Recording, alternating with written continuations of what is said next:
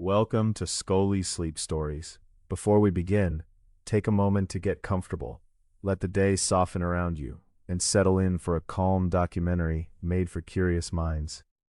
If these stories help you rest, learn, or simply enjoy a quieter part of the day, please consider liking this episode and subscribing to the channel. Now, when you are ready, let us begin. Chapter 1. Evening settles over the river. The sun is lowering over the Nile Valley, and its light has begun to soften. For much of the day, the fields have held the full brightness of the Egyptian sky. Now the colors deepen. Green barley bends beside a narrow water channel. Date palms cast long shadows across a path of pale earth. At the field margins, where the ground is still damp, reeds move gently in the evening air. Beyond the cultivated land, the desert waits in quiet contrast. In many places, the change is striking. Dark soil, enriched by river sediment, gives way to dry sand and stone within a short distance. One landscape supports fields, orchards, pasture, and clustered homes. The other opens toward desert tracts, quarries, and distant ridges warmed by the last light. Between them flows the river. Tonight, our journey begins in the broad region around Thebes in southern Egypt, during the New Kingdom. This period lasted from about 1550 to 1069 BCE, though the evening we are imagining belongs to no single recorded year. It is a gathering of ordinary details preserved in archaeology, written records, tools, pottery, buildings, and painted scenes. Ancient Egyptian history extended across roughly 3,000 years. No custom remained exactly the same for all that time. Daily life varied from one region to another, and from one generation to the next. It differed according to wealth, occupation, age, gender, and legal status. A farmer, a craft worker, an official, a servant, and an enslaved person might all have known the Nile, yet experienced the society beside it in very different ways. Even the evidence that remains is uneven. Temples and tombs preserve carefully chosen images, often presenting life as orderly, abundant, and ideal. Fine objects owned by wealthy people were more likely to survive than a laborer's worn basket or a child's simple toy. So the household we will follow is not a precisely reconstructed family. It is a gentle thread through the landscape, formed from many well-attested parts of ancient Egyptian life. For now, that long history can recede behind the quiet sound of water. The Nile moves steadily between its banks, carrying reflections of sky, sail, and reed. A small skiff crosses from one side to the other. Its light hull may be made from bound papyrus stems, suitable for local travel through shallow water and along marshy edges. Nearby, a larger wooden boat approaches the bank. A boatman adjusts his steering oar while two passengers sit among baskets and clay jars. The Nile is Egypt's principal route of movement. Villages, fields, and towns gather along the valley and across the broad delta in the north, where the river divides into branches before reaching the Mediterranean Sea. Small boats ferry people and goods between nearby settlements. Larger wooden vessels carry sacks of grain, blocks of stone, timber brought from distant lands, livestock, and officials traveling on state business. Travel also takes place overland. Paths connect neighboring villages, while desert routes lead toward mines, quarries, oases, and ports on the Red Sea. Donkeys carry loads where boats cannot go. Yet for much of the country, the river is the broadest and most convenient road, flowing through the center of settled life. The river seen this evening is not confined by modern dams. Before those dams were built, waters arriving from far to the south caused the Nile to rise seasonally. The flood spread through natural basins beside the river, leaving moisture and fine sediment upon the soil. Communities built and maintained embankments, opened or closed channels, and managed the movement of water from one basin to another. This was not a single, permanent web of canals covering every field. Methods differed by place and period, following the natural shape of the land as well as human planning. People watched the river carefully because its rise was essential, yet never perfectly predictable. A generous flood could water broad areas. A lower one might leave some ground dry. A very high flood could reach farther than expected. Along the field edge, faint marks on the soil show where water recently stood. The earth there is cool beneath the surface. A heron steps slowly through the shallows, placing each narrow foot with care. In the reeds, smaller birds shift before settling for the night. The river itself has changed course many times. Channels have moved. Islands have formed and diminished. Banks have been worn away in some places and built up by sediment in others. The valley is not simply a line of fields beside a fixed stream. It contains marshes, orchards, grazing places, villages, harbors, islands, and stretches of open water. Its shape is always being quietly revised. On the western bank, the desert cliffs around Thebes hold the last glow of the sun. Closer to the river, mud brick houses gather in compact groups. Their walls are made from Nile mud, mixed with plant material, shaped into bricks and dried beneath the sun. From a distance, the buildings seem to rise from the same earth as the fields. A few roofs are visible above enclosing walls. Courtyards lie within, partly shaded and partly open to the sky. Smoke from a cooking fire drifts upward, then thins into the evening. Somewhere behind a wall, grain is being ground. The low, repeated sound blends with quiet voices and the muted calls of animals. Farther along the bank stands a landing place. It is not grand, merely a familiar slope where boats can draw near. One skiff is already secured. Its rope is looped around a post, while its owner lifts out a basket. Another craft carries bundles that may contain reeds, vegetables, or tools. Nothing about the scene is hurried. A boat rises slightly on the water, settles, and rises again. A rope draws taut, then loosens. The reeds bow near the shore, and the lowering sun touches the Nile with copper light. In the fields, the day's work is coming to an end. A man straightens beside a channel bank and brushes soil from his hands. Another gathers a wooden hoe. Nearby, a woman lifts a woven basket, testing its weight before setting it against her hip. Their clothing is simple linen, suited to the warmth, though its cut and quality depend on what each household can afford. Children who have been helping at the edge of the field carry smaller bundles. One walks ahead toward the village. Another pauses to look back at the river, where a sail is being folded as a boat nears the shore. The household we will accompany lives not far from this path. Its members are neither among Egypt's highest officials nor its poorest inhabitants.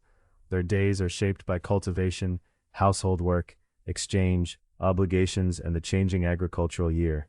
Their experience cannot represent everyone who lived beside the Nile, but it can offer a quiet doorway into familiar routines. As the heat eases, they collect what must return home. A coil of cord is placed in a basket, a water jar is lifted carefully, wooden tools, repaired many times, are gathered from the dark soil. A donkey waits beside the path, its load balanced across its back. At a quiet word, it begins to walk toward the cluster of mud brick homes. Its hooves leave shallow prints in the dusty ground. Behind it, the workers follow at an unhurried pace. The day remains warm, but the sharpest heat has passed. Shadows stretch across the path. Damp field margins hold the last glimmer of the sky, while the desert edge cools beneath the approaching night. At the landing place, one final basket is carried ashore. A steering oar is laid down. The last small boats draw close to their moorings, rocking gently as their ropes are secured. The reeds continue to rustle beside the water, and all along the Nile, beneath a deepening sky, people are turning homeward from the fields. Chapter 2. The Farmers Return Home. The donkey keeps to the center of the path, where the ground is firm and pale beneath its hooves. On either side, narrow fields stretch toward low irrigation banks. Some hold rows of vegetables, their leaves dark against watered soil. Others have been cleared, leaving dry stalks to catch the last amber light. A wooden hoe rests across the donkey's load beside a basket, a coil of cord, and bundles of flax. The household follows in a loose line. One person carries a water jar, now light enough to rest against the hip. Another carries onions, their green tops folded over the edge of a basket. Dust clings to linen hems and settles into sandals. No one hurries. The useful light is fading, but the settlement is near and the path well known. The donkey walks at a measured pace, and the people follow the quiet rhythm of its steps. For farming households beside the Nile, the year followed three great seasons: Akhet, Peret, and Shemu. These names express the agricultural cycle, though they should not be fitted too neatly onto modern calendar months. Akhet was the season of inundation, when the river rose and water spread across parts of the valley. The flood was essential, but it differed from place to place and year to year. Water did not cover every field evenly or leave a perfectly uniform layer of fertile soil. Channels, basins, banks, and local conditions shaped where it went. A helpful flood supported abundance.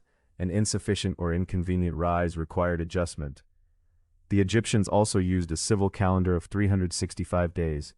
It was practical for keeping accounts and naming dates, but it lacked the extra fraction of a day in the solar year. Over long periods, its dates drifted in relation to the seasons. The agricultural year was therefore understood through not only written dates, but also the river, soil, heat, and work awaiting attention. After the flood water withdrew came Perit, the season of emergence and growth. Damp earth appeared again, and farmers prepared it with hoes or simple plows. Seed was scattered, and animals were sometimes led across the field so their hooves could tread it into the earth. The work was familiar but never automatic. Water had to be guided, small banks maintained, channels cleared, and garden plots steadily tended. During the New Kingdom, water might sometimes be lifted with a device now called a shaduf, a long pole balanced on a support, with a container at one end and a counterweight at the other. Its spread and importance at particular places remain uncertain. Methods varied with water level, terrain, available tools, and local custom.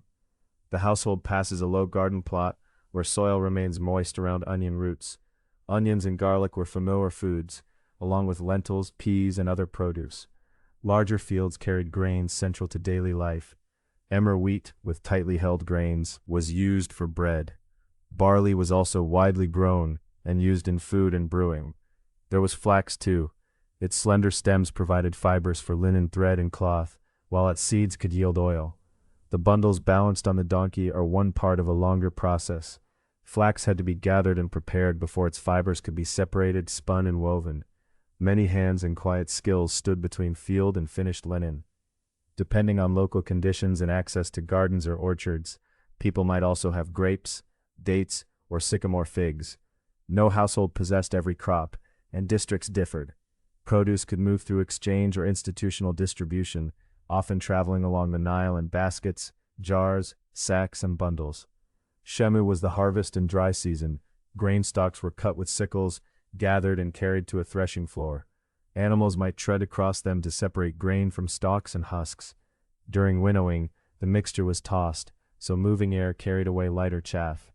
The grain could then be sieved, measured, recorded, and stored. Painted tomb scenes show this work in graceful sequences. Farmers plow, sow, reap, and measure amid ideal abundance. Such scenes are valuable, but they were not simple records of every working day. They often presented ideals of plenty, continuity, and proper order. Real work varied with place, resources, weather, and human decisions. A field could grow unevenly, a tool need repair, or a basket return only half full. The agricultural year had a broad rhythm, but every year brought its own conditions.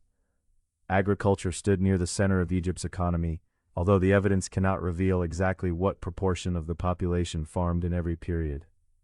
Ancient Egyptian history extended across roughly 3,000 years, and arrangements changed greatly. Land could belong to the crown, temples, other institutions, or private estates. Farmers' rights and obligations varied and are not always fully documented. Some owed produce or periods of labor as dues or levies, often supplied in grain, goods, or work, rather than modern money payments. For the household walking home, such arrangements are part of the practical year. Grain is counted, baskets delivered, labor assigned, and stores measured. Much depends on records and obligations beyond one family, but tonight there is no need to dwell on them. The tools have been gathered, and the day's work is complete. Ahead, a granary rises behind a wall, its rounded storage chambers holding the last light. Stored grain might feed households, support workers, supply institutions, or remain for later use.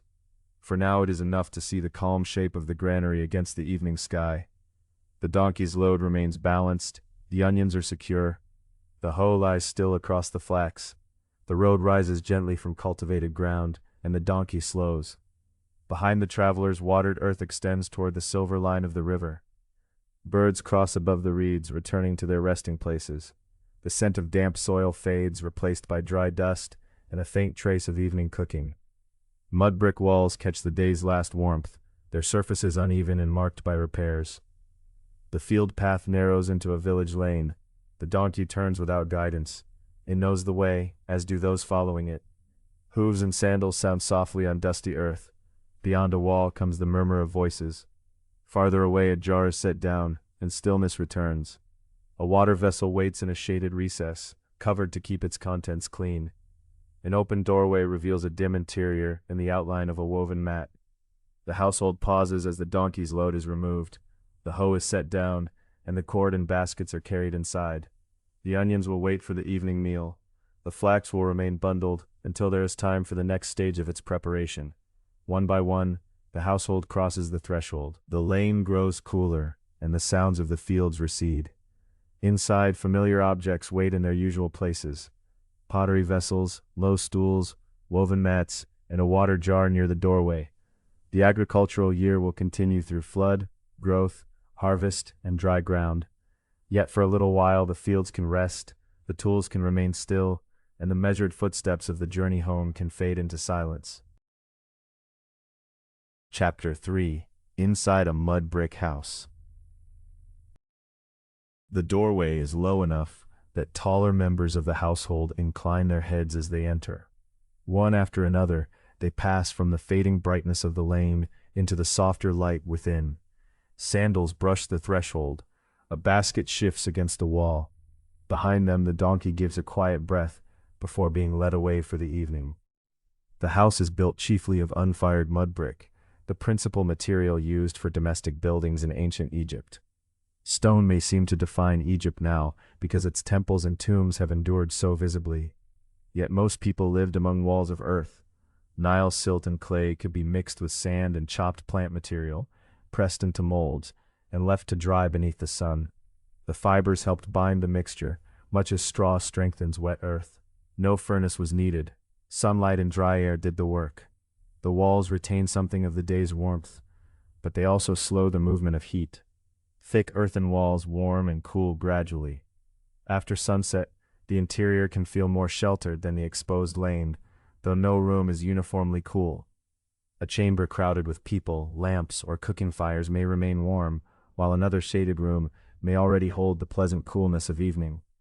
Near the entrance lies a woven mat. It catches dust from passing feet and offers a place to sit. Its reeds or fibers have been arranged in close rows, and its edges have softened through use. Mats are among the most useful objects in the home. They can cover the floor, support a basket, provide a seat, or become a place for rest when the day is finished. The household moves through familiar motions without needing to speak much. A bundle is set down. A jar is touched to ensure its cover remains in place. A hand brushes dry soil from folded cloth. Tools brought home from the fields are placed where they can wait until morning. Houses differed greatly across ancient Egypt, and they changed over time. Egyptian history stretched across roughly 3,000 years, so no single floor plan can represent every century, region, town, or family. Some homes were small and compact, pressed together beside narrow lanes. Others had several rooms, courtyards, workshops, storerooms, or gardens. Prosperous officials in larger households might have reception rooms and separate spaces for servants. A modest dwelling might contain only a few chambers, each serving several purposes. A place used for work in the morning could become a gathering place in the evening, and later a place for sleep. This house is neither a palace nor a precise reconstruction of one excavated building. It gathers ordinary possibilities: a narrow entrance, a shaded room, storage along the walls, and a stair rising toward the roof. Each detail could have appeared in an Egyptian home, though not necessarily all in the same one. The roof is supported by wooden beams. Timber suitable for long beams was not abundant in much of Egypt, so wood was used carefully. Reeds, branches, or other plant material lay across the beams beneath a covering of mud. The resulting flat surface needed occasional maintenance when cracks appeared. A staircase could make the roof another part of the household. Tasks might be carried out there in daylight, and in warm weather, the open air could offer relief after sunset. From above, one might hear voices along the lane, see neighboring roof lines, or watch the last color fade from the western sky. For now, no one climbs the stairs. Along one wall stand pottery jars of different shapes and sizes. Pottery was everywhere in domestic life, because clay vessels could hold water, grain, oil, beer, dried foods, herbs, and prepared dishes. A broad jar might rest in a clay support to keep it steady. A narrow-necked vessel could pour oil without wasting it. Cloth, lids, or stoppers protected contents from dust and insects. Most jars are practical rather than finely decorated. A thumbprint may remain in the clay, or a surface may be rough where the potter smoothed it quickly. A repaired crack shows that even a common vessel is worth keeping when it can still serve. Baskets stand beside the jars. Made from reeds, grasses, or palm fibers, they are light enough to carry. One holds onions brought home from the fields. Another contains tools and scraps of cord. When moved, the woven sides give a faint, dry rustle. Grain may be kept in large containers or bins. Clothing, jewelry, documents, or treasured goods might be placed in wooden chests when a family owned them. Storage was not always hidden in a distant room. Jars, baskets, and containers could line walls and occupy corners, always close at hand. A low stool rests near the mat, its wooden legs worn smooth and its woven seat bending slightly under weight. There might also be a bench built against a wall or a small stand used to raise bowls above the floor. Furniture was often limited in a modest house. Wood was valuable, and finely made chairs and raised beds could be important objects of status. Many people sat on mats or low stools and may have slept on woven bedding laid closer to the floor. Painted tomb scenes often show elegant chairs, polished chests, bright textiles, and graceful figures in spotless linen. Such images reveal much, but they are not photographs of every household. They present selected moments and ideal arrangements. An ordinary room would have been more changeable. A basket moved aside, a jar newly filled, a mat patched at one edge, or a stool carried between chambers. Farther inside lies a grinding stone near the place used for preparing food. Its upper stone fits beneath two hands. Grain spread upon the lower surface can be crushed and worked into flour. Nearby are pottery bowls and a small cooking installation, perhaps a hearth or oven arranged where heat and smoke can be managed. Not every home had a spacious courtyard. Where one existed, it could admit light and air while providing room for work.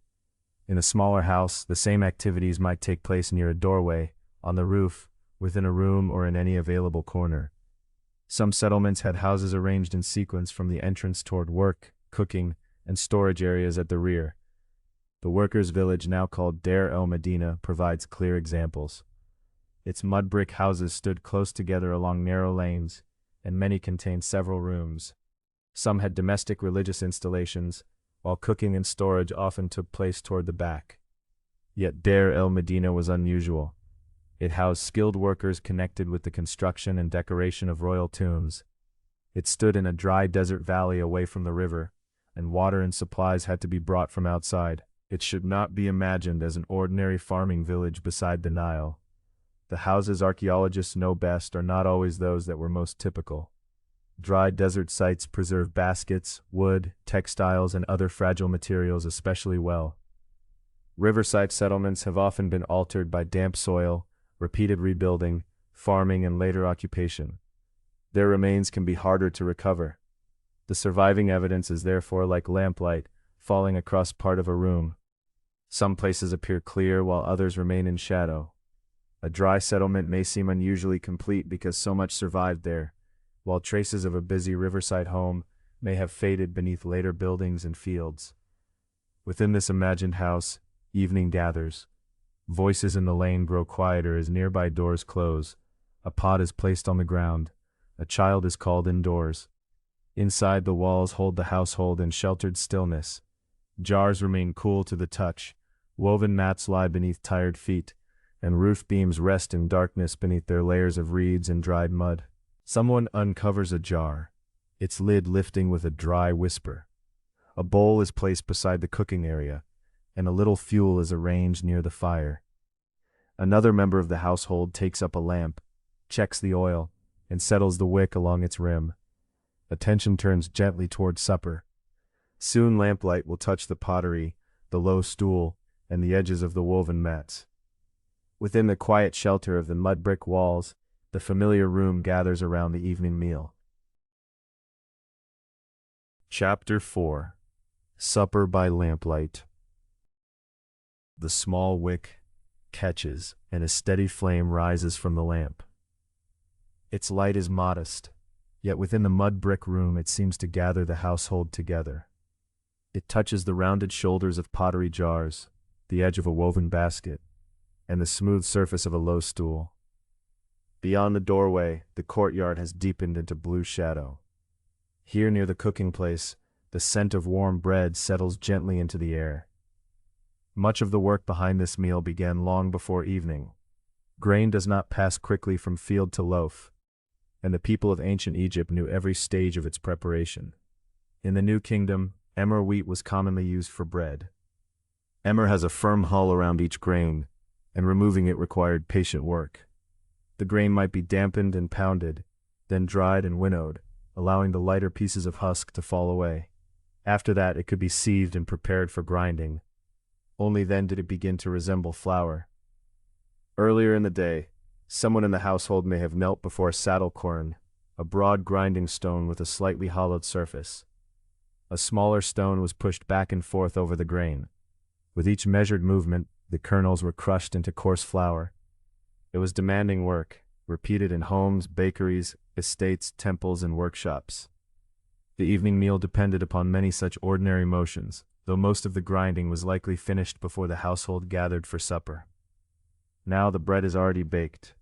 One loaf rests in a shallow basket, its surface browned by heat. Ancient Egyptian bread was not a single uniform food. Surviving loaves show a variety of shapes and methods. Some were round or oval. Some were flat while others were raised. Dough could be shaped by hand or placed in molds, and ovens and hearths differed across regions and periods. Some loaves were baked against heated surfaces, while others were placed in pottery forms or enclosed ovens. The loaf in this room is simple, made from the grain available to the household. Elsewhere, another loaf might include dates, figs, or perhaps coriander. Bakers could vary its shape, flavor, and texture, just as households varied in resources and custom. A hand breaks the bread and places several pieces in a shared bowl. There is no need to imagine a modern dining table with matching dishes in a separate setting for every person.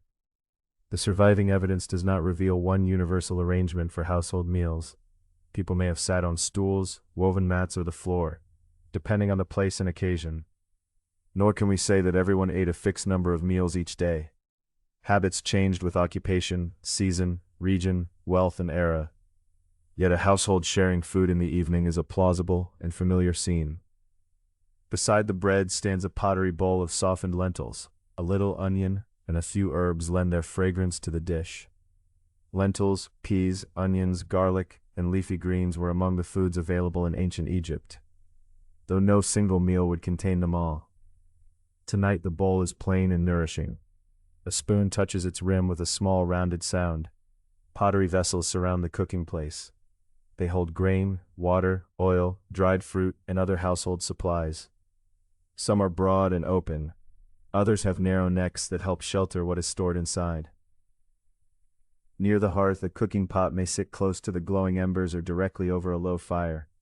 Hearths and ovens could take different forms, but clay vessels were standard equipment for storing food and preparing it. The lamp flame rests upon their curved surfaces. A hand reaches for one bowl, and another is moved away from the heat. Each quiet gesture belongs to a familiar routine. Near the wall, a jar of beer has been opened. Beer, like bread, was a major staple of Egyptian life. It appeared in households and among offerings.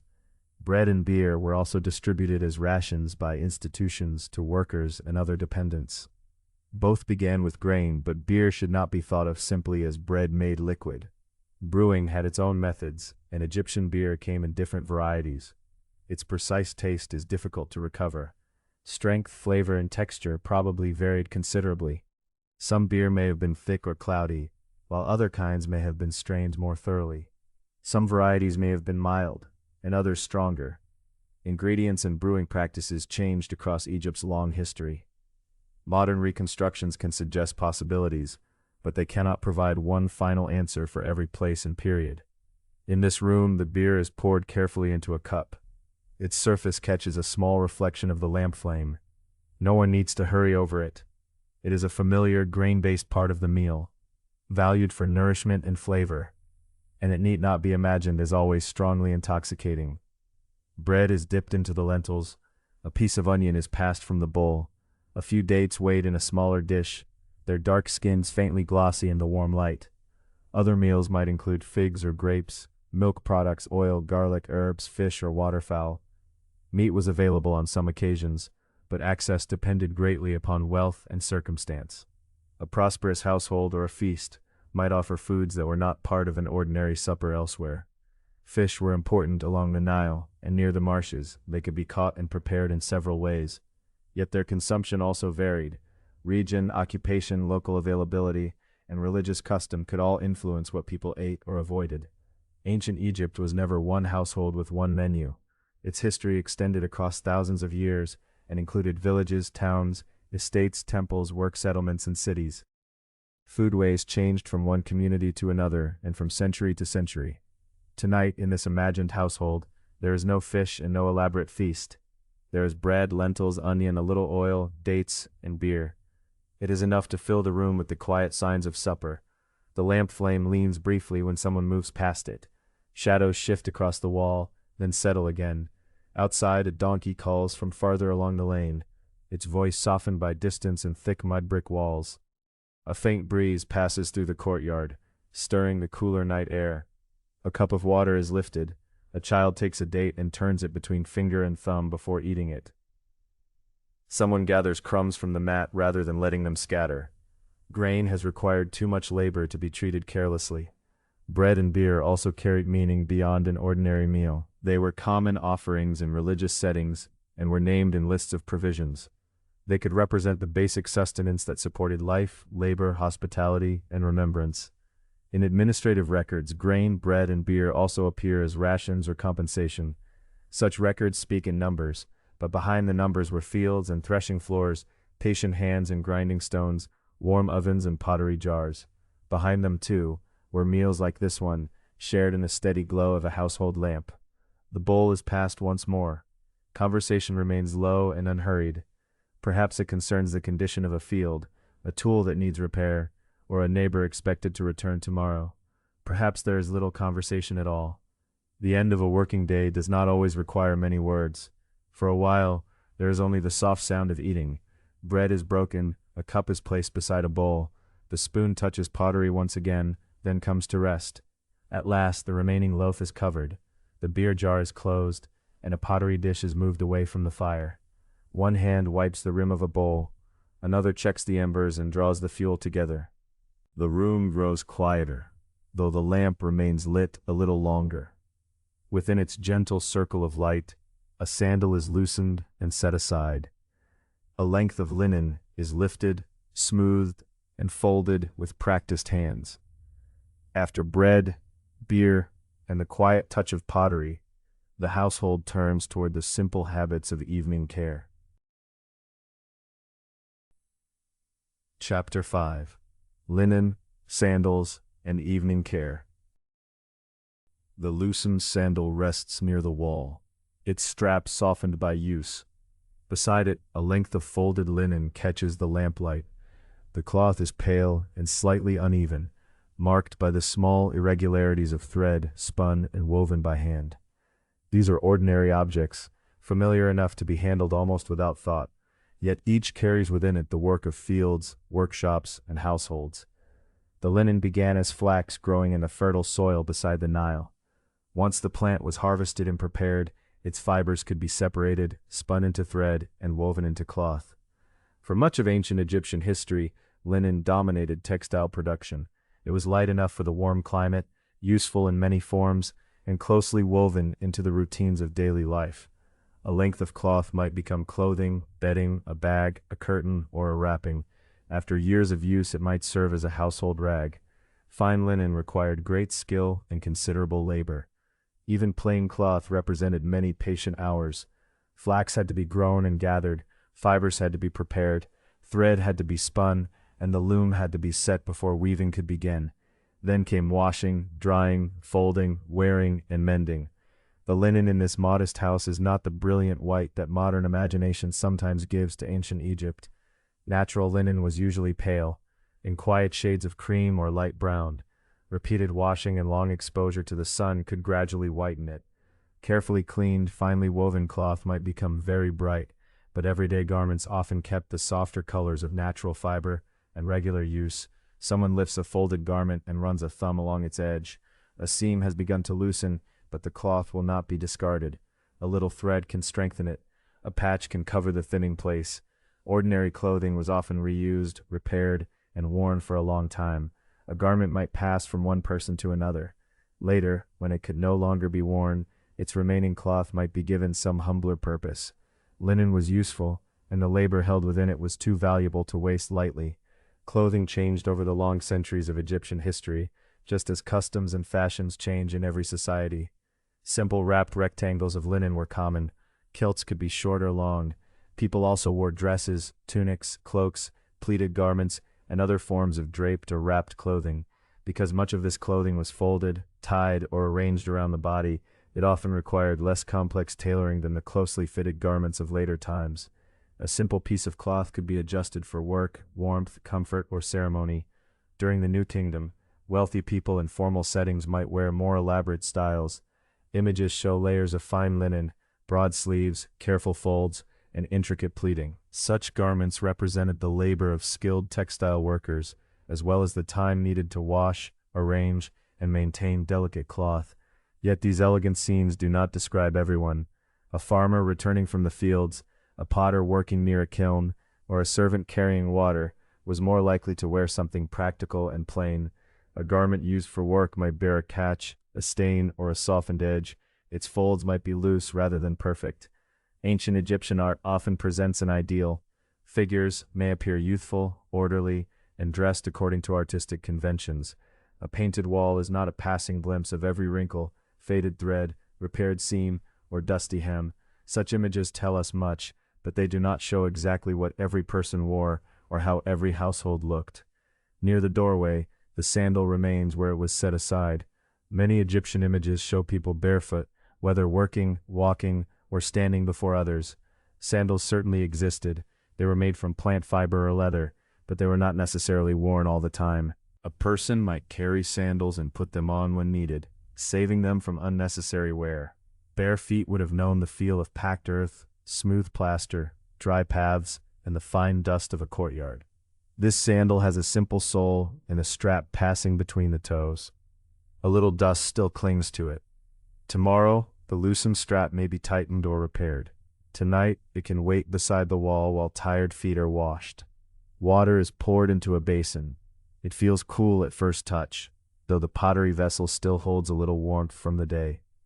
Dust lifts from the skin. It is the dust of lanes, fields, courtyards, and workshop floors, gathered almost without notice through the passing hours. Nearby, more linen waits to be cleaned.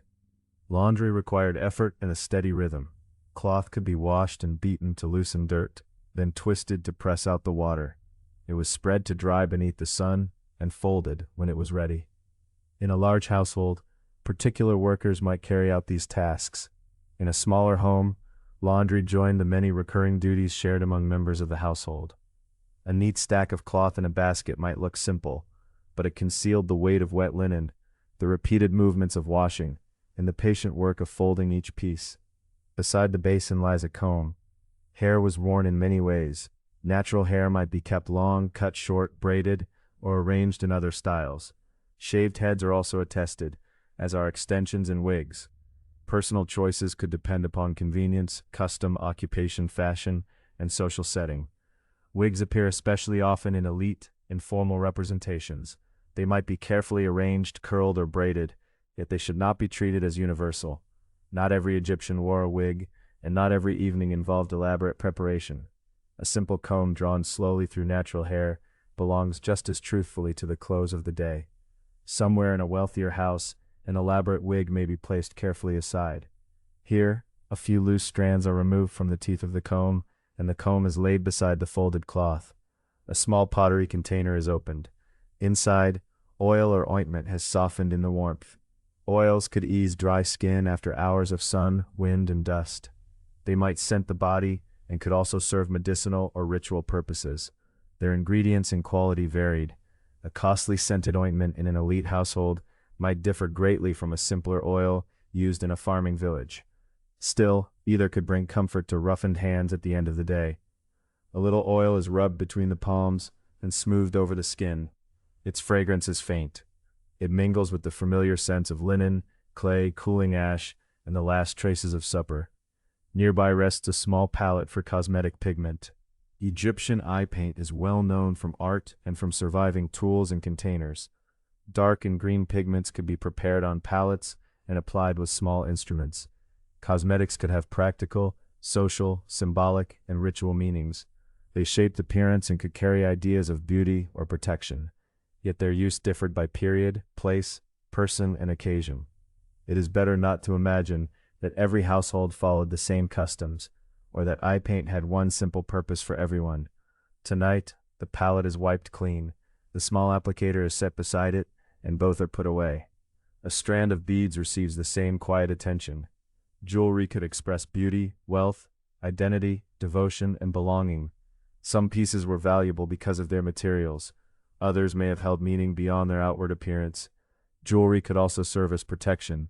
A small amulet might be worn against the skin or threaded among beads. Ornament and protection were not always separate ideas. A necklace could be pleasing to look at, meaningful to its wearer, and connected with devotion or hope at the same time. The strand is lifted for a moment, and the beads rest cool against the hand. Then they are placed in a shallow bowl. Their colors deepen as the lamp burns lower. Around the room, the objects of evening care settle into stillness. The comb lies beside the closed oil jar. The cosmetic palette has been cleaned. The sandal waits for repair near the wall. Freshly folded linen follows its woven lines and is placed gently into a basket, where it will remain until morning. The cloth has traveled a long way from flax in the field to thread on a loom, and from the loom to the quiet comfort of the household. It has been washed, dried, folded, worn, and mended. Tomorrow it will be lifted again. Beyond this home, other hands are also finishing the day's careful work. A brush is rinsed and laid flat. An adze used for shaping wood is placed safely against a wall. Threads are covered on a loom. A lamp is trimmed beside a half-finished design. Through the quiet lanes come the small sounds of tools being put away. One by one, the craftspeople of the village prepare to rest. Chapter 6. Craftspeople in a Quiet Village. The last light rests upon the village walls, warming the pale mud brick with a gentle evening glow. Through an open doorway comes the soft scrape of a tool being placed in a basket. A brush is rinsed in a shallow bowl. Fine dust is wiped from a wooden handle, and a length of thread is wound carefully around a spindle. The workday is ending little by little. Practiced hands complete familiar tasks, clean their tools, and prepare each workspace for morning. This quiet community is inspired by Deir el-Medina, a settlement on the western side of the Nile, near the royal burial ground now known as the Valley of the Kings. During much of the New Kingdom, Deir el-Medina housed the specialized workforce that cut and decorated royal tombs. Stonecutters, carpenters, draftsmen, painters, and scribes lived there with their families. Support personnel also helped the community continue from day to day, carrying supplies, delivering food, and assisting with the many practical needs of the work. It was an unusual place, rather than a model for every Egyptian village. Its inhabitants were skilled state employees working on important royal projects. The settlement also left behind a remarkably rich collection of written records, making its daily life especially visible to modern historians. Other communities left fewer written traces, even though their people also worked, learned, exchanged goods, and cared for their households. Deir el-Medina is like a lamp, illuminating one small part of a wide landscape. Near one doorway, a carpenter examines the edge of an adze before putting it away. An adze resembles an axe, though its blade is set across the handle. With patient strokes, it can smooth and shape a piece of wood. Beside it lie chisels, an awl for making small holes, and a drill whose turning motion can bore into the surface. Carpenters also used axes and saws. Separate pieces could be connected with carefully fitted wooden joints, shaped so that one part settled securely into another. The carpenter runs a hand along a finished wooden fitting, Its surface has been checked and corrected until it feels even. Tomorrow it may become part of a larger object, or be carried to someone who needs it. Craftspeople employed on official projects could also make or repair things for individuals. The boundary between state work and private work was not always perfectly clear. The same skill used on a royal project might be useful within the village, where household objects needed attention, and worn tools required new handles. Across the lane, clay vessels stand in quiet rows. Some have already been fired. Others have been shaped and left to dry. A potter begins with clay that must be prepared and worked until it has an even texture. The vessel may then be formed by hand or shaped on a wheel, its walls rising beneath steady fingers. Once it is dry enough, it can be hardened by heat in an open fire or a kiln. The finished vessels vary in size and shape. There are broad bowls, narrow jars, larger storage containers, and small pots that fit easily into the hand. Each has been made through a familiar sequence of preparation, shaping, drying, and firing. A potter lifts one jar and taps it gently. For a moment, a clear note sounds in the evening air. Then the jar is placed beside several others, ready to be carried away. It may later be exchanged for grain, cloth, food, or another useful object. Coins did not need to pass from hand to hand. Goods could be compared and valued through standard units based on the weight of metal, even when no metal was actually exchanged. In this way, unlike things could be given understandable values for purchases and debts. At Deir el-Medina, compensation from the state was largely provided in kind. Workers received grain rations and other supplies rather than wages in coins. Grain could support a household directly, or it could be exchanged for something else that was needed. The deliveries mattered, and scribes recorded them with care. The surviving records mention supplies, rations, attendance, work assignments, timber, tools, food deliveries, purchases, debts, inheritance, and disputes. They even mention lamp wicks, small but essential materials for work in dark interior spaces. These modest entries bring ordinary days close to us. A measure of grain is counted, a tool is assigned, a delivery is noted, a bundle of lamp wicks is received, a worker's attendance is marked. Beside larger matters are the small concerns of households, neighbors, and daily exchange. Near another wall, prepared flax fibers wait in a basket. Flax is the plant from which linen is made. Once the fibers have been separated and prepared, they can be drawn out and twisted into thread. Spinning turns the loose fibers into a continuous strand. Weaving crosses one set of threads with another until cloth slowly appears. Women and girls often took part in textile production, although roles and working arrangements were not identical in every place. Some work took place within households, while other cloth was made in more organized settings. The process demanded patience. The spinner watched the thickness of the thread. The weaver watched the tension and spacing of the loom. A loose strand could be tightened. An uneven edge could be corrected. Repeated movements practiced over time gradually transformed flax into useful fabric. A weaver passes a hand across a finished length of linen. The surface looks simple and orderly, yet every line depends upon care. The cloth is folded along its woven pattern and placed in a basket, much like the linen set aside earlier in the household. Skills such as these were likely learned through families, workshops, and the workplace. A learner might begin by watching. Later, the learner could carry materials, prepare a surface, or practice with a tool under the guidance of someone more experienced. There is no evidence for one universal system of formal apprenticeship shared by every craft in every period. Instruction could take different forms, shaped by family relationships, local custom, workplace needs, and the habits of a particular craft. For stoneworkers, learning included understanding how stone responded beneath the hand. They used stone hammers, copper or bronze tools, drills, and saws. Abrasive material helped cutting tools wear away a surface. Polishing then softened rough marks and brought the finished stone to a smoother appearance. The work required steady repetition. A mark was made, checked, and deepened. Dust was cleared away. The tool returned to the same line. Slowly the intended form emerged.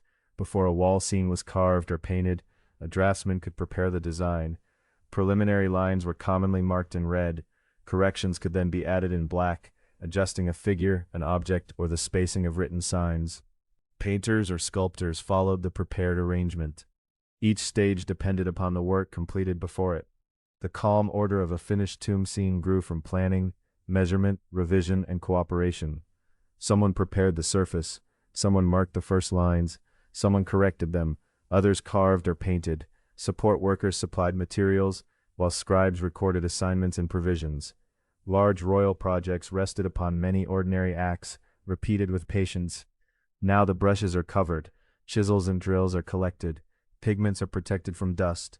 A scribe puts away a record, leaving its measured lists and careful notes until another day. In the fading light, the village seems less like a collection of separate workshops and more like a network of connected skills. Its households depend upon grain and supplies, its workers depend upon tools, food deliveries, records, and one another. Their work links the settlement with officials, royal projects, and the wider movement of materials across Egypt. At the end of the lane, a folded length of linen is lifted onto a shoulder. A small wooden fitting is placed beside it, along with 2 finished jars. The bundle will be carried beyond the village, down toward the cultivated land and the river. The path descends as evening deepens. Behind it, the last tools rest in baskets. Ahead, reeds stir softly along the bank, and a wooden boat waits upon the darkening Nile. Chapter 7: Boats Beneath the Darkening Sky. At the foot of the descending path, the Nile lies broad and calm beneath the evening sky. Its surface holds the last colors of day. Pale copper lingers near the western bank. Blue-gray shadows gather beneath the reeds, and here and there a narrow band of light appears where the current turns. The folded linen, the wooden fitting, and the 2 finished jars are carried carefully onto a ferry waiting near the shore. It is a plain working boat, suited to short crossings and local errands. A rope brushes softly against the wooden hull. One passenger settles onto a low seat, while another steadies the jars with both hands. Then the ferryman pushes away from the muddy bank with a long pole, and the boat glides into deeper water. For the people of ancient Egypt, the Nile was the easiest major route through the country. Roads and desert tracks remained important, especially for journeys to quarries, ports, desert sites, and neighboring settlements.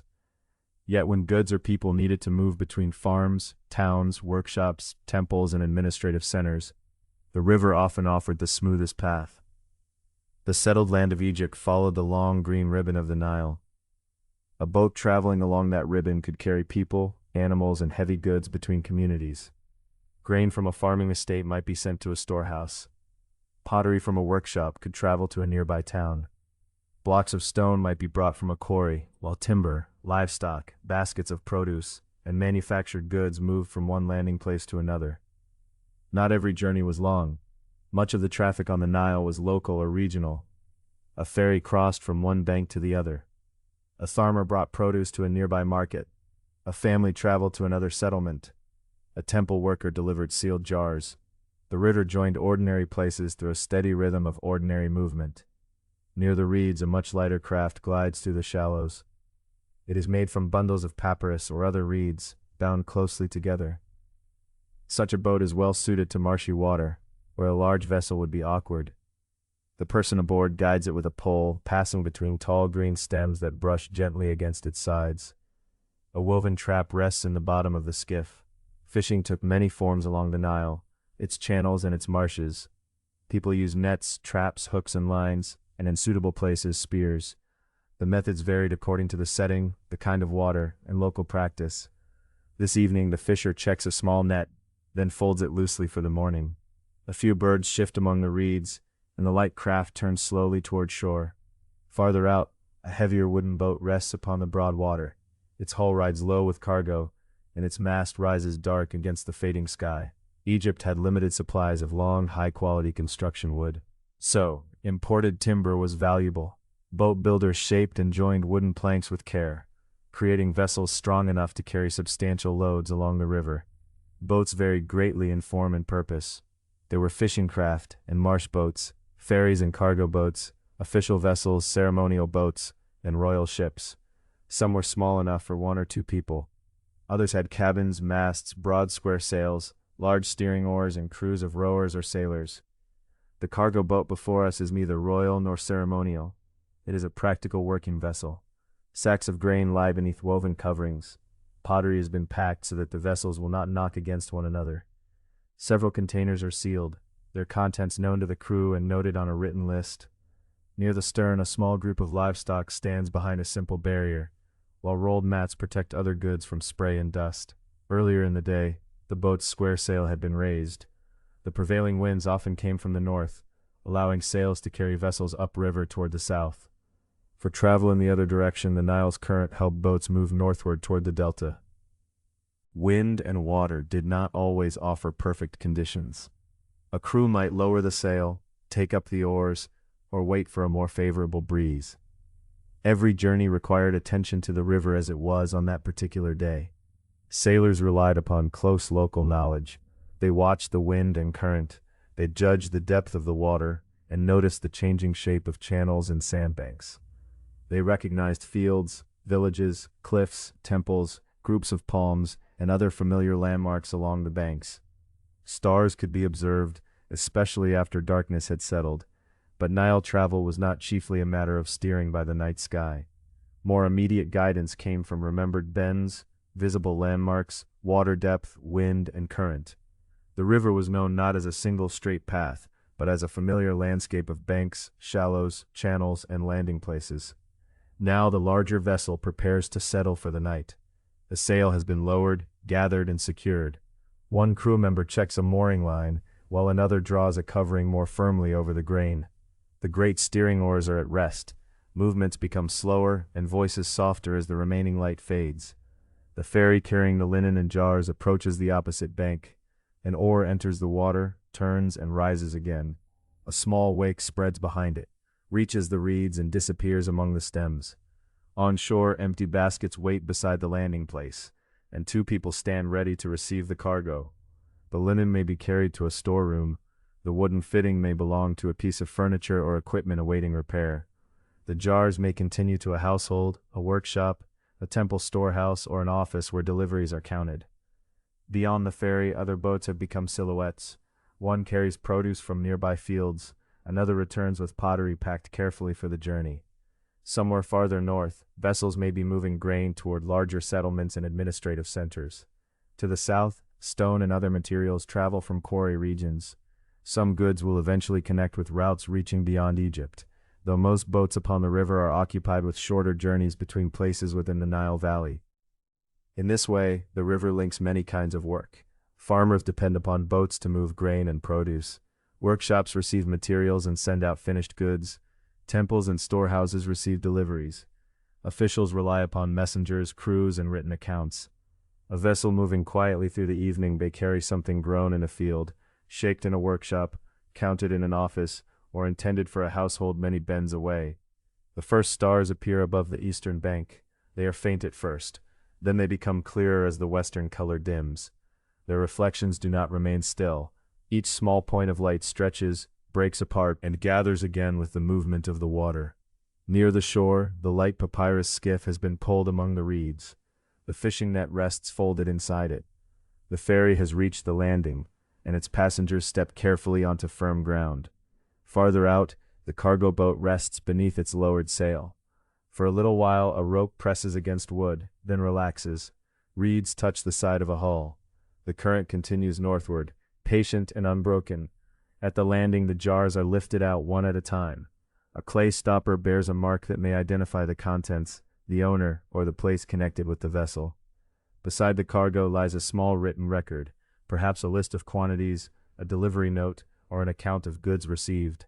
Such records helped connect boat crews with storehouses, farms, workshops, temples, and officials.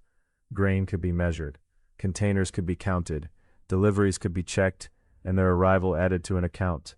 The movement of goods depended not only upon boats and strong hands, but also upon quiet acts of writing and remembering. The record is carried away from the river, and up a gently rising path. Behind it, the ferry remains near the bank. The jars stand together on the shore, and the folded linen rests upon one shoulder as the small group walks toward the buildings beyond the fields. One low room still holds a little lamplight. The flame has grown small, but it offers enough light for a scribe to examine the marks upon the record. The jars can be counted. The quantities can be checked. One more line can be added to the measured account of the day. Outside, the first stars deepen over the valley. Boats rest near the banks, cargo lies covered, and the reeds settle after the passing of the ferry.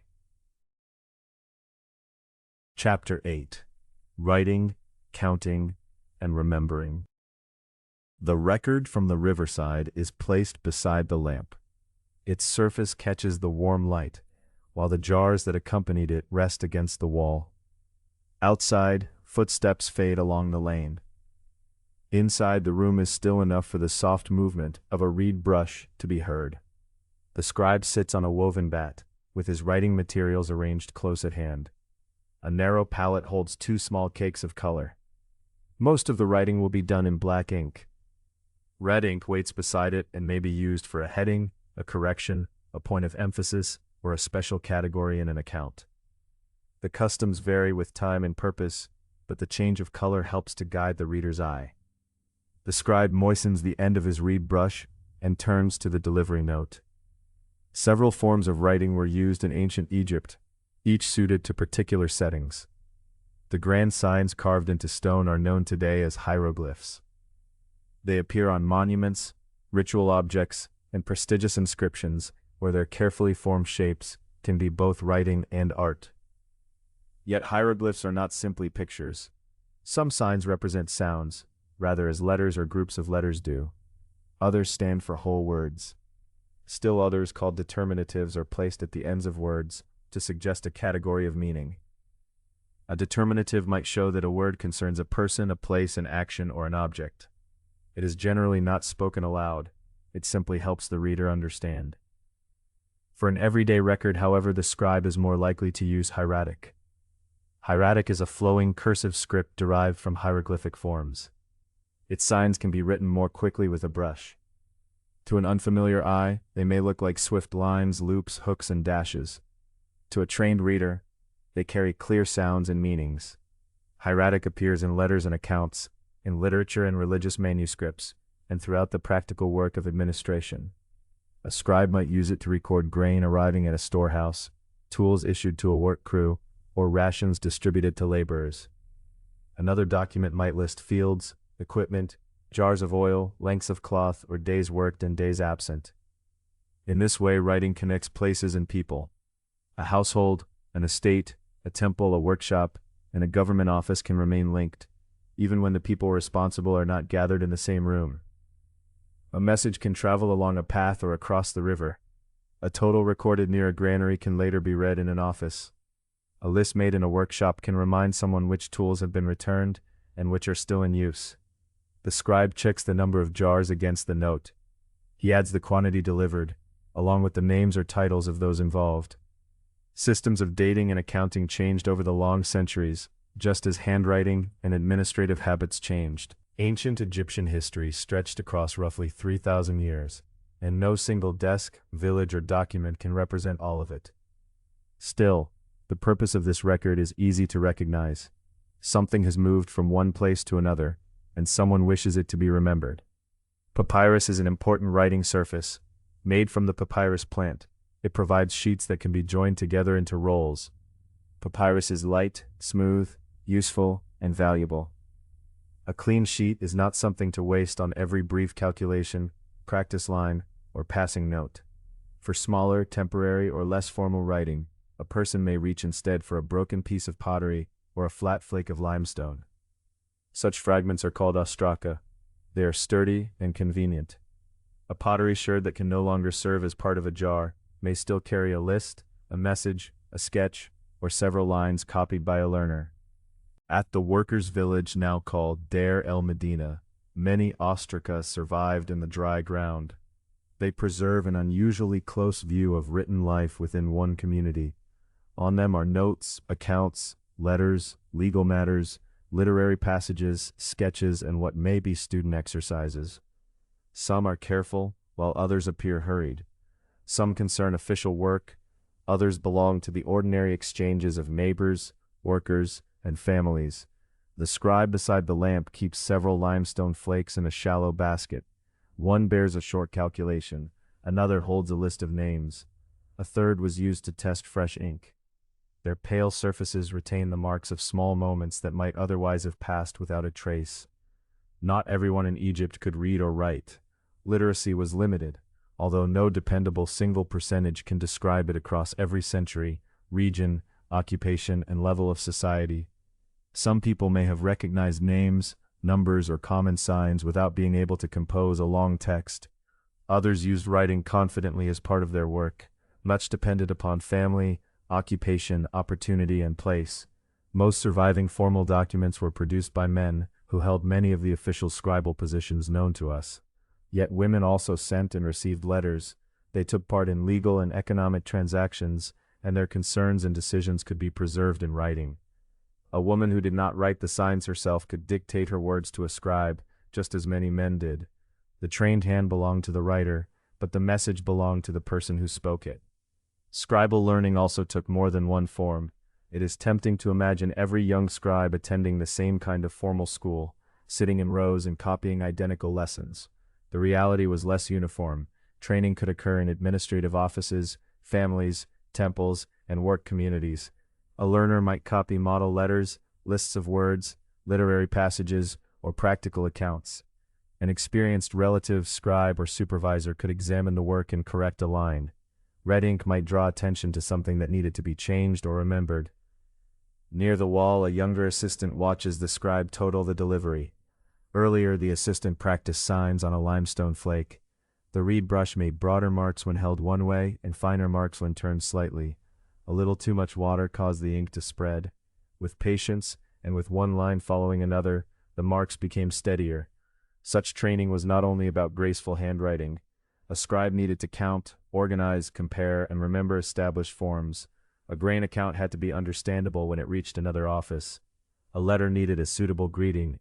A record of labor, land, rations, exchange, or equipment required names and quantities in a useful order. The final total is entered.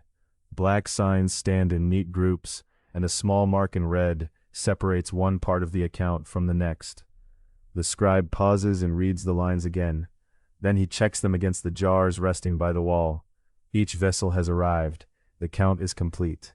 The record can now be prepared for keeping. A papyrus document may be rolled inward to protect its written surface. It can be tied with cord and sealed for storage or delivery. A seal pressed into clay may show that the bundle has not been opened, or it may identify the office or person responsible for it. The cord passes around the roll. Damp clay receives the seal. For a moment the impression remains soft. Then it begins to dry in the warmth of the room. Tomorrow, perhaps, the record will be carried onward, or it may remain here stored with other accounts and letters. There are records of grain received and rations issued, of tools returned and equipment still in use. There are lists of labor, land, deliveries, and exchange.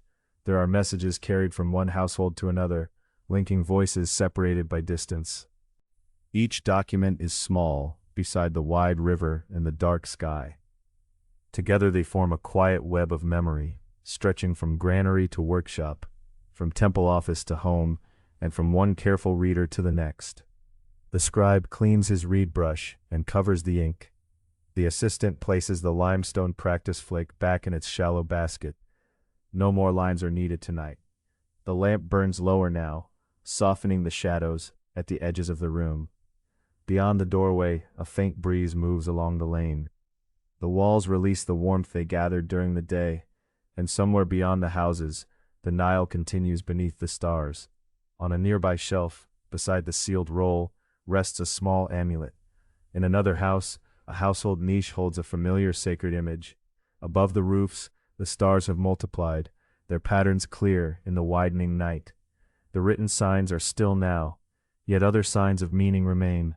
A protective charm, a quiet offering, the ordered lights of the sky, and beneath them all, the lamp gives one final gentle flicker.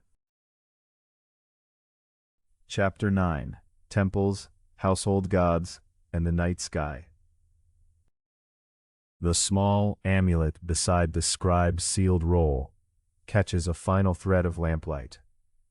Perhaps it was once worn on a cord, carried in a pouch, or placed carefully near a household shrine. Such objects could express a hope for protection, health, or family well-being. Their meaning was often personal, yet it belonged to a much wider religious world, one that reached from modest homes and local shrines to the courtyards of great temples. Beyond the village roofs, a temple stands beneath the darkening sky. Its outer walls retain a little warmth from the day, while its courtyards have begun to cool. To ancient Egyptians, a temple was more than a gathering place.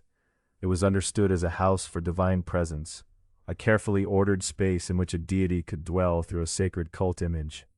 Deep within the temple, beyond open courts and columned halls, that image rested in an inner shrine. Access became more restricted as one moved toward the sanctuary. Ordinary people did not normally enter the most sacred rooms, and even many who worked around the temple had duties only in its outer areas. The innermost rituals belonged to appointed priests, serving according to long-established customs. Temple walls often show the king standing before a deity, raising incense, pouring a drink, or presenting food. In daily practice, however, priests usually acted as the king's deputies. They carried out the rites in his name, following traditions intended to care for the divine presence and to support the proper order of the world. In the quiet hours of morning, a priest might break the seal on the shrine and open its doors. Incense would rise in pale, fragrant strands. Hymns and gestures of reverence could accompany the ritual. The sacred image might be cleaned, clothed in fresh linen, and anointed with oil. Cosmetics, food, drink, and cloth could be presented. Then, when the sequence was complete, the doors would be closed, and the shrine sealed once more. These actions were not intended as public theater. Much of temple ritual took place beyond ordinary sight, in rooms designed for sacred service rather than crowds. Its steady repetition mattered. Opening and offering, cleaning and clothing, anointing, honoring, and closing again. Day after day, the familiar sequence renewed the relationship between the human and divine worlds. Most people encountered religious life in more accessible places. They might approach an outer temple area, visit a local shrine, offer a petition, or seek guidance through an oracle. During festivals, a deity's portable shrine could emerge from the temple in procession. Carried along a road, or sometimes placed aboard a ceremonial boat, it brought the sacred presence into public view. Those who could not enter the inner sanctuary might then stand nearby, offer praise, or ask a question as the shrine passed. No festival fills the lanes. No procession moves beneath bright banners. The temple remains at a gentle distance, its walls quiet beneath the moon. Only the faint suggestion of incense seems to linger in the cooling air. Within a nearby house, religious practice is smaller and more intimate. A niche may hold an image, a figurine, or a simple arrangement of meaningful objects. A family might leave a little food, burn a small amount of incense, or pour a libation of water or beer. A libation was simply a drink poured as an offering. Such gestures could accompany hopes for health, safe childbirth, peaceful relationships, and the continuing strength of the household. Protective figures were especially familiar in domestic life. Bes, often shown with a broad face and a compact body, was associated with the protection of homes, mothers, and children. Taweret, represented in the powerful form of a pregnant hippopotamus, combined with other animal features, was also linked with childbirth and family safety. Their unusual appearances expressed protective strength at moments when households felt a special need for care. An amulet bearing a sacred sign or protective figure might be touched before the lamp was lowered. A parent might check that one remained securely tied around a child's neck. Another charm could rest near a doorway or sleeping place. Families might also remember deceased relatives through offerings, spoken words, or written appeals, maintaining relationships across the boundary between the living and those who had gone before. Household and temple religion were not entirely separate systems. Deities honored in grand sanctuaries could also be approached in local and personal ways. Temple festivals passed through inhabited places, while household hopes and questions could be carried to shrines. The great institution and the small domestic niche belonged to overlapping landscapes of belief. Even so, much remains uncertain. Archaeologists find figurines, amulets, offering vessels, wall niches, and images. But these objects do not always reveal exactly how they were used. Something interpreted as a sacred object may also have been decorative, familiar, or even playful. Household customs rarely leave complete records. What survives is only part of a life once filled with gestures, quiet words, and meanings shared among people who knew their traditions without needing to explain them in writing. Outside, the sky offers a spacious pause. The Egyptians spoke of Ma'at, a word carrying ideas of truth, rightness, justice, proper order, and the stable functioning of the world. It was more exact and demanding than a vague modern idea of harmony or pleasant feeling. Egyptian texts linked correct ritual and right conduct with maintaining Ma'at. Religious service, honest judgment, measured behavior, and attention to one's responsibilities could all be understood within this larger order. People likely experienced Ma'at in different ways, shaped by their work, status, community, and religious understanding. A priest, a scribe, a craft worker, and a farming family did not all live the same life. Yet the surviving texts returned to the idea that order required care. It was not something to take for granted. It was supported through repeated ritual and through conduct considered truthful, just, and right.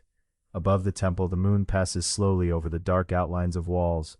Stars shine between the palms, and their reflections tremble faintly upon the Nile.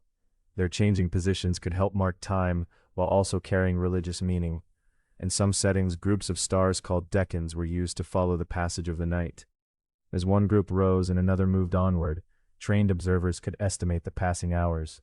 The sky became a kind of measured sequence, unfolding quietly from dusk toward dawn. And specialized knowledge of the heavens was also preserved in royal or funerary manuscripts. Such material mainly reflects the learning of priests, scribes, and other specialists. It would be misleading to imagine every villager using an astronomer's vocabulary.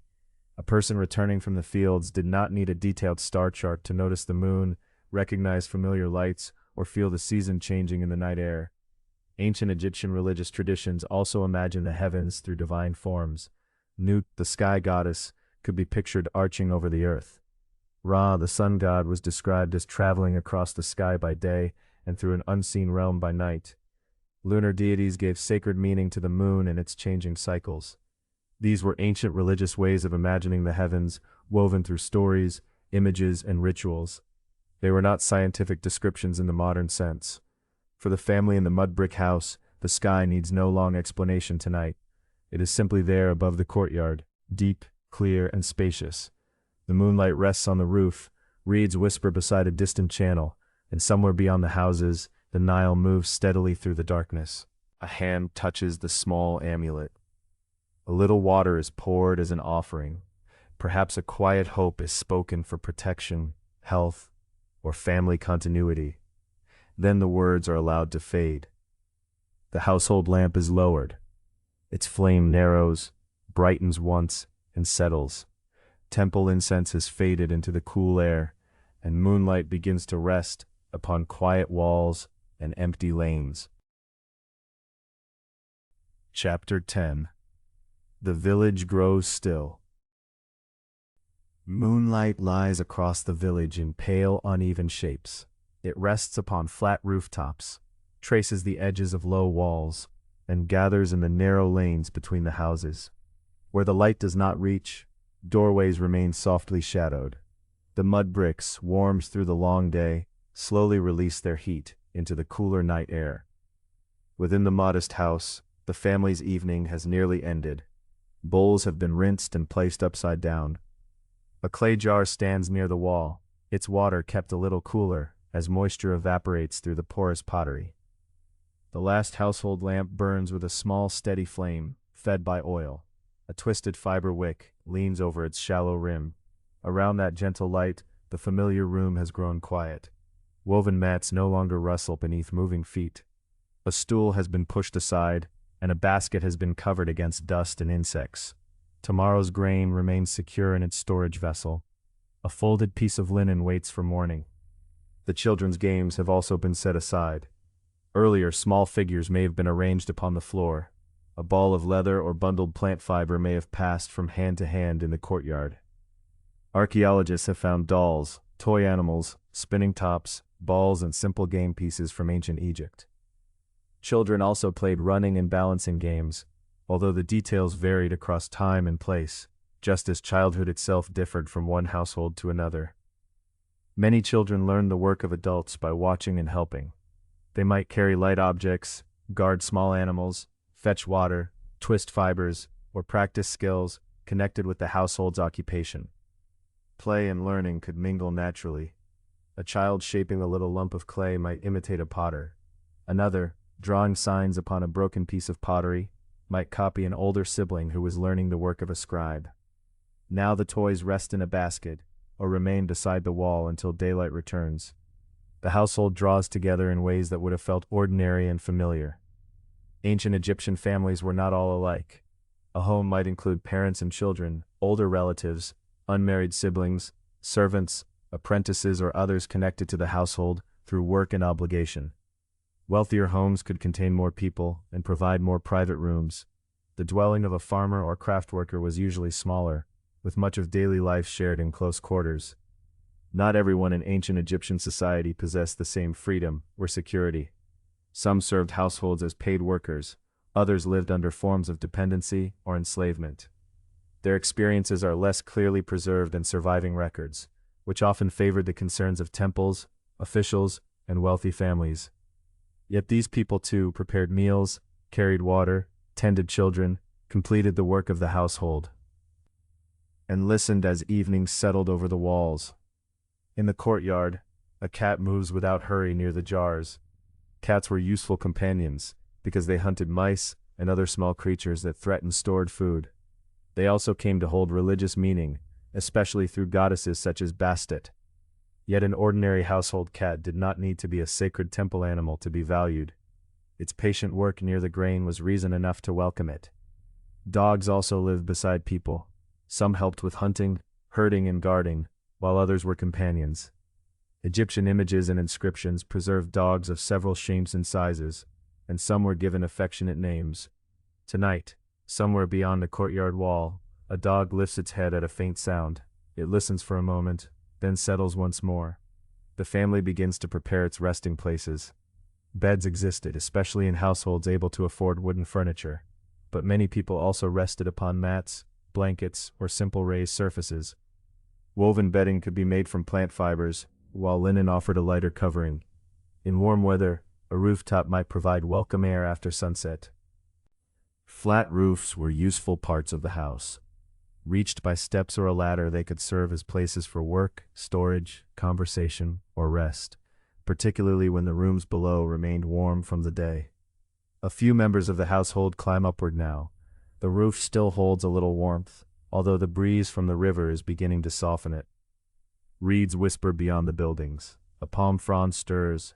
From this quiet height, the family can see the dark line of the fields, and farther away, the desert edge beneath the stars. A wooden headrest may be placed beneath someone's neck. Egyptian headrests supported the head above the sleeping surface rather than cushioning it like a modern pillow. They could be carved from wood, stone, or other materials, although simpler households used whatever was practical and available. Raising the head may have helped air move around the sleeper and kept the face away from some crawling insects. Insects were a familiar part of life beside the river. Mosquitoes gathered near water, while flies appeared wherever fruit and animals were found. Nets could offer protection to those who possessed them. Smoke, oils, coverings, and careful storage provided other small defenses. Household cleanliness mattered, although no ancient home could be completely closed against the living landscape around it. Below, the lamp flickers once as its fuel grows low. Across the lane, another household has already darkened. Its doorway is closed or screened, and the voices within have faded. Upon a neighboring roof, someone rolls out a mat. Somewhere nearby, a baby makes a brief questioning sound and is soothed by a familiar voice.